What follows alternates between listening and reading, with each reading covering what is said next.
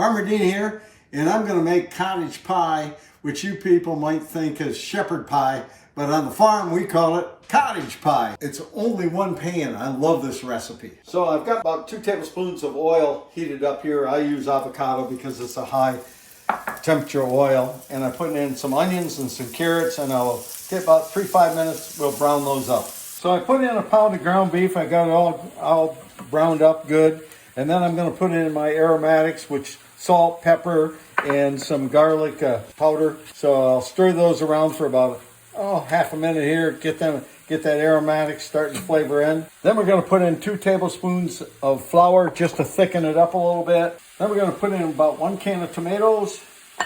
And I like peas in mine, so I'm going to put in about 1 cup of peas. I also, in those aromatics, I also had some cumin in there too, because I like cumin and I like the flavor of it. But you can put in anything you want. So to make the crust, I use what everybody does, potatoes. I keep the skins on, but take the skins off if you don't like the skins. So I got my potatoes all set across there like a crust. I'm going to put it in the oven for 400 degrees for about 15-20 minutes. So I just got through cooking this. Look at how pretty that is. OMGs. So look at the steam coming off there. I hope you can see it. OMGs is that good.